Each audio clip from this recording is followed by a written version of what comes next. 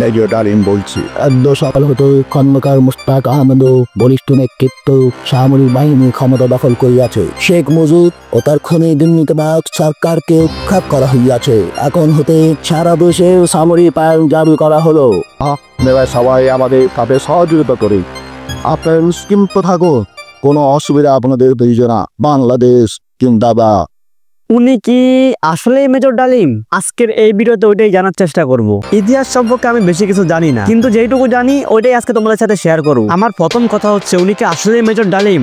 Major ডালিমের জীবন কাহিনী একটা বই আছে, বইটার নাম হচ্ছে আমি মেজর ডালিম বলছি। বইয়ের কথা আর এই ভদ্রলোকের কথা একেবারে হুবহু সেম টু সেম। এই যে যেমন 1971 সালের যুদ্ধে শহীদ 30 লক্ষ হয় নাই, মাত্র 3 লক্ষ হয়েছে।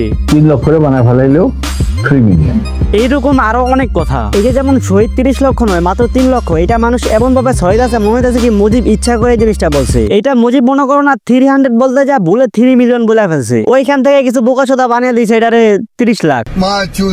আচ্ছা, এবার আসল কথায় আসি। মেজর ডালিমের বয়স হিসাবে তো উনি তো তোর তো যা থাকার কোনো কথা না। এখন বইয়ের সাথে ওনার কথা পুরো হুবহু মিল আছে, কিন্তু উনি কি বই ফেরায় এরকম বয়ান মারতেছে নাকি উনি আসলেই মেজর ডালিম? এবার এটা তোমরাই চিন্তা ভাবনা করে বাই করো। উনি যদি আসলেই মেজর ডালিম হন, তাহলে এত বছর লুকিয়ে থাকার মানে কি? উনি তো চাইলে আমলে ক্ষমতায় আওনার আগেও তো নিজের চেহারা শো করতে পারতো, সোশ্যাল মিডিয়াতে আসতে পারতো।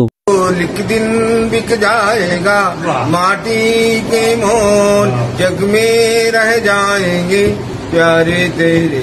এখন মিজানুর রহমান আজহারকে নিয়ে একটু কথা বলি আমি। উনি একটা মাহফিলে একটা কথা বলছিল, একদল খাইছে আরেক দল খাওয়ার জন্য রেডি হয়ে আছে।